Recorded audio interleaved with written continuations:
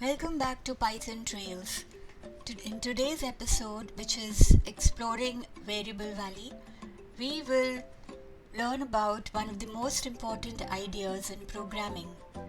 In the last episode, we saw how to download and install Python. We opened idle, which is the inbuilt environment for programming in Python. And we saw how idle could display information by making use of the print command. Then we also saw how we could use idle as a calculator, right? So we just performed simple calculation.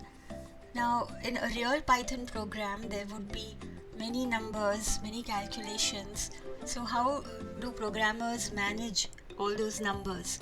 So we are going to be finding out in a bit. 4 monkeys, 2 bananas. That sounds like Pip. Let's go and see what's Wait. happening.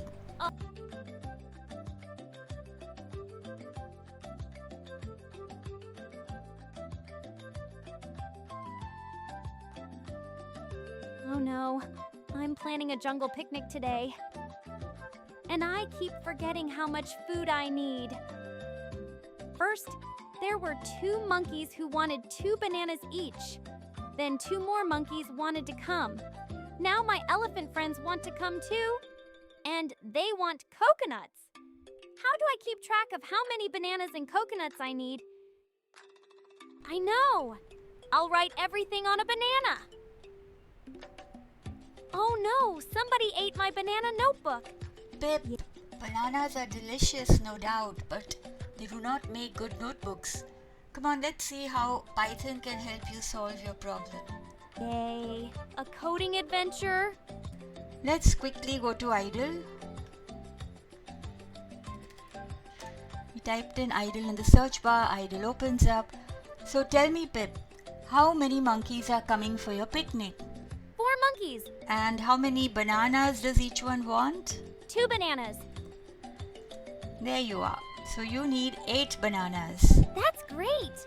Wait, 1 more monkey is coming. No problem. We'll change the number. I'm getting confused. Which number was the monkeys? Which number was the bananas? That's true. It's easy to mix up numbers.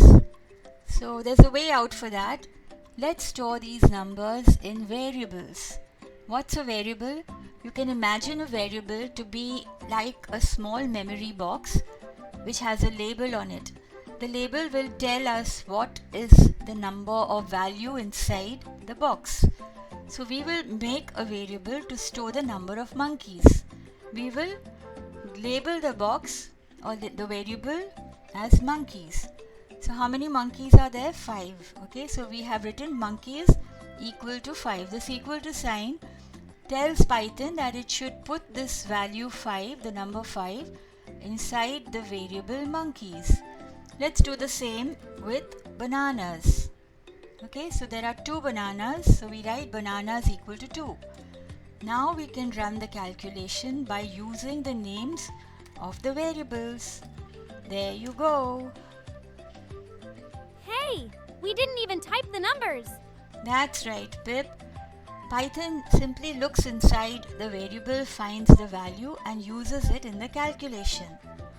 Oh, another monkey just arrived. That's easy. We don't have to change the whole calculation. We only change what's inside the monkey's memory box. And now we will run the calculation again. That's so cool. So a variable can hold a number that we can change? That's right. So far we've only used numbers, but you'll soon discover that variables can store other things too. Now that you know what a variable is, Pip, can you make a variable of your own? How old are you? I'm 1 year old.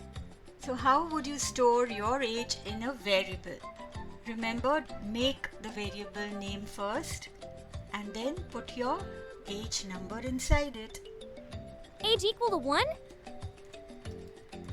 Very good, Pip. You got it on the first try. Can a variable store letters and words too? Yes. Then can we store my name in a variable? Of course we can. How would you do it? Name equal to Pip.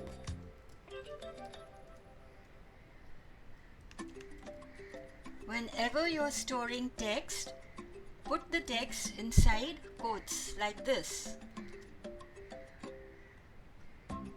Okay, now how do we see what's in a variable? That's a great question. But first, do you remember how we got Python to say hello to you in the last episode? I know, it's Pip. Hello, Pip. Huh? Oops, I forgot. It's print. Hello, Pip.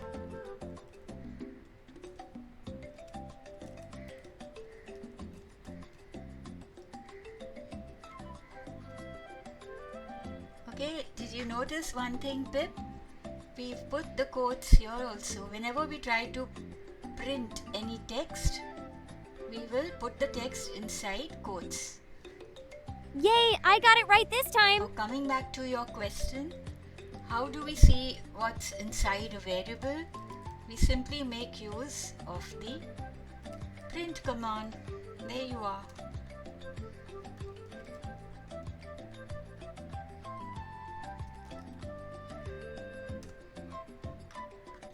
We can use a print statement to see what is there inside monkeys and bananas variables also, like this.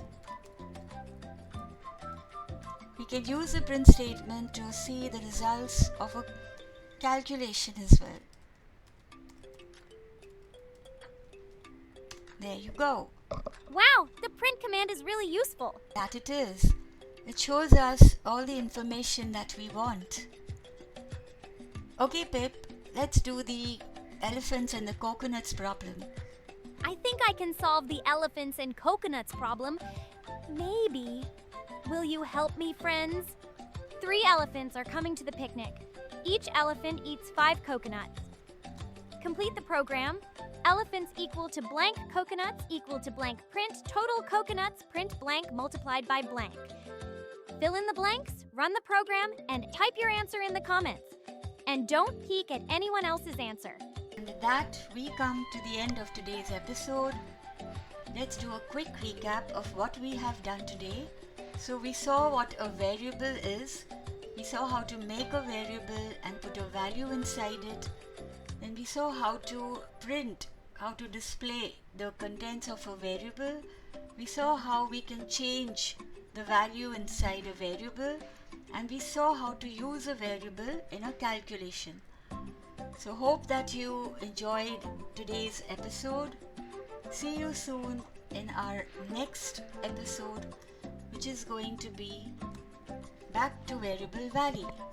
Don't forget to try the challenge. Take care. Goodbye, everyone.